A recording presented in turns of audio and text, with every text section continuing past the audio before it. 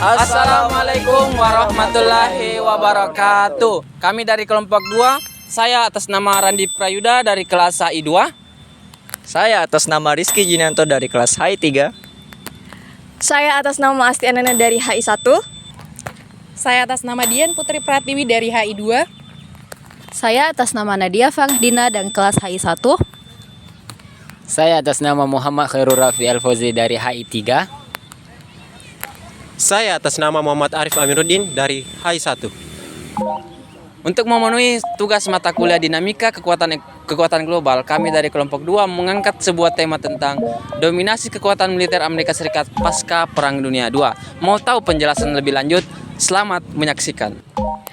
Menurut kalian, kenapa sih kekuatan militer Amerika Serikat dikatakan mendominasi pasca Perang Dunia II? Karena keberhasilan Amerika Serikat bersama sekutu memenangkan Perang Dunia II menjadi tolak ukur atau titik awal keberhasilan Amerika Serikat menjadi kekuatan hegemoni global. Kalau menurut kakak? Karena lebih lanjut lagi, setelah berakhirnya Perang Dingin, Amerika Serikat menjadi satu-satunya negara hegemon yang memiliki kekuatan militer terkuat. Hal ini dikarenakan Amerika Serikat memiliki sumber daya yang mumpuni dan juga teknologi persenjataan militer mereka yang lebih mutakhir kebanding negara lain. Sebagai salah satu contohnya adalah kekuatan dari instrumen nuklir mereka. Menarik ya teman-teman. Dominasi kekuatan militer Amerika Serikat pasca Perang Dunia II. Seperti yang telah dibahas singkat pada bagian sebelumnya tentang dominasi kekuatan militer Amerika Serikat pasca Perang Dunia II, bahwa persenjataan nuklir yang dimiliki oleh Amerika Serikat menjadi kekuatan militer utama setelah Perang Dunia Kedua berakhir.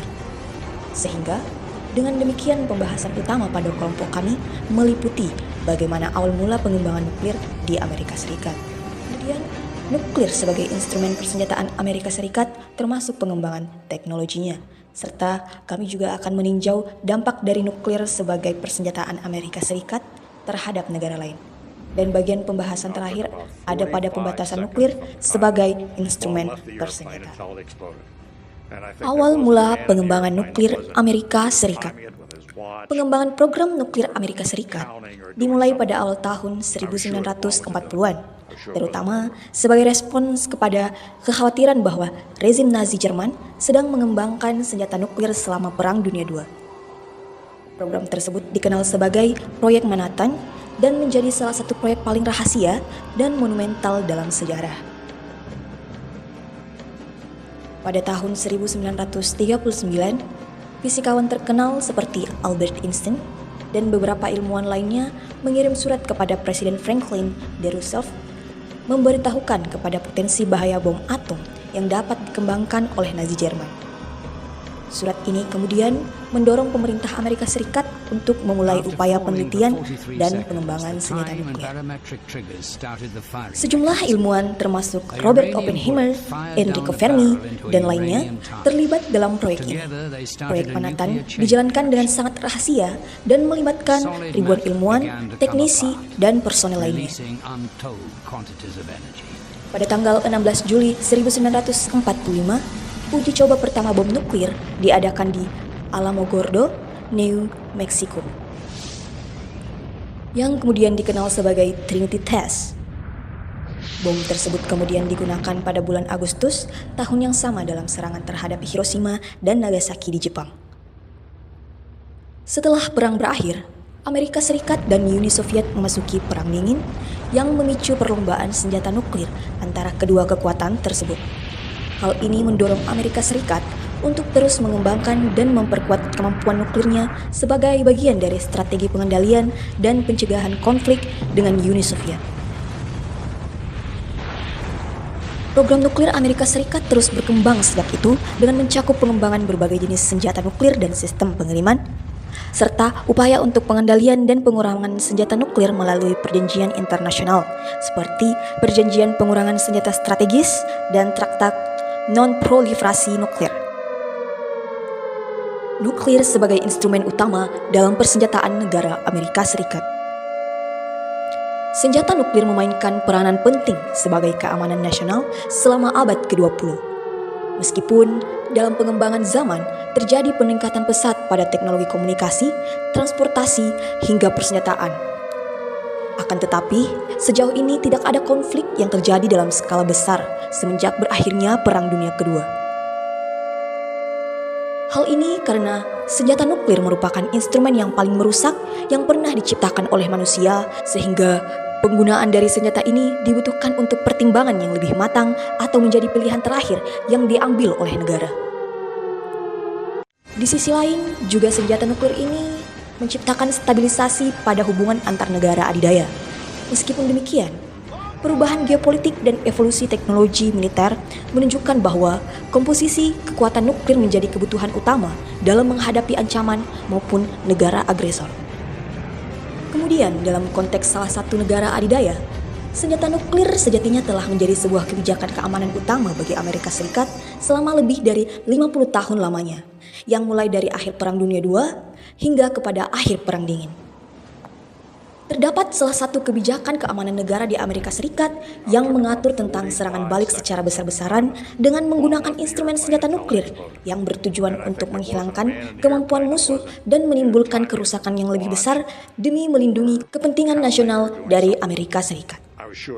Kebijakan keamanan tersebut adalah Rencana Operasional Terpadu atau The Single Integrated Operational Plan atau biasa kita sebut dengan SEOP. Kebijakan keamanan ini didasarkan kepada kemampuan dari senjata nuklir yang memberikan kemampuan pembalasan yang terjamin untuk meyakinkan bahwa musuh manapun, agresi atau paksaan akan ditanggapi dengan respon yang pasti. Kebijakan keamanan ini didasarkan kepada kemampuan dari senjata nuklir yang memberikan kemampuan pembalasan terjamin untuk meyakinkan musuh manapun bahwa agresi atau paksaan akan ditanggapi dengan respon yang pasti menghancurkan, namun dalam penggunaannya, senjata nuklir hanya akan digunakan ketika negara telah berada pada bahaya besar. Dan persenjataan nuklir sebagai penangkal utama terhadap agresi dan kekuatan penghancur utama dalam pertempuran kemungkinan besar akan mengarah pada retensi kekuatan nuklir selama beberapa dekade mendatang, terkhusus pada abad ke-20. Senjata nuklir memainkan peranan penting bagi Amerika Serikat sebab dalam rentang waktu ini terdapat banyak pengembangan teknologi serta asumsi atau persepsi tentang ancaman terbentuk. Terdapat setidaknya 3 kategori ancaman keamanan bagi Amerika Serikat yang diantaranya: pertama adalah konflik kekuatan besar yang utamanya melibatkan negara Rusia dan China.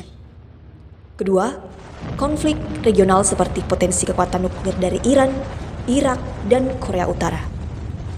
Dan yang terakhir adalah konflik dengan kelompok teroris atau aktor non-negara lainnya. Melihat akan besarnya ancaman terhadap keamanan negara, maka dalam pengembangan mutakhir tentang senjata nuklir yang dimiliki oleh Amerika Serikat meliputi senjata nuklir darat, contohnya adalah Intercontinental Ballistic Missiles atau rudal balistik bernegara nuklir bernama The Minuteman III. Senjata nuklir yang kedua yaitu senjata nuklir laut yang bernama The Ohio Class Ballistic Missile Submarine atau kapal selam yang dilengkapi dengan sistem persenjataan nuklir. Dan senjata nuklir yang terakhir adalah senjata nuklir udara yang bernama Bomber Siluman B-2 Spirit. Dampak dari nuklir sebagai persenjataan Amerika Serikat. Pada masa Perang Dingin, senjata nuklir memainkan peran sentral dalam strategi pencegahan atau deterrence antara negara dengan Amerika Serikat.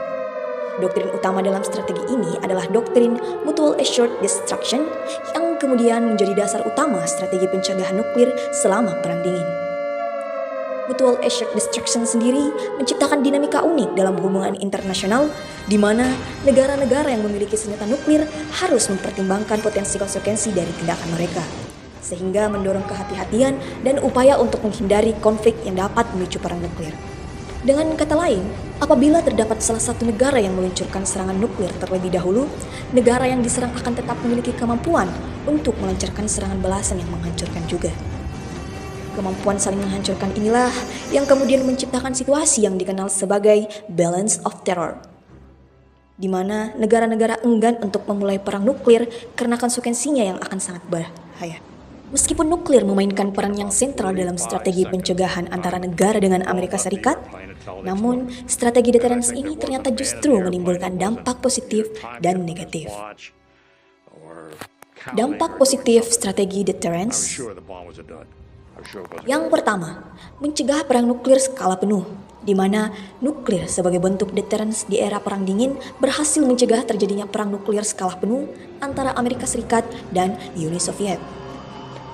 Yang kedua yaitu menjaga stabilitas global, di mana pencegahan nuklir membantu menjaga stabilitas global selama Perang Dingin dengan mengurangi kemungkinan eskalasi konflik regional yang menjadi perang nuklir yang lebih luas.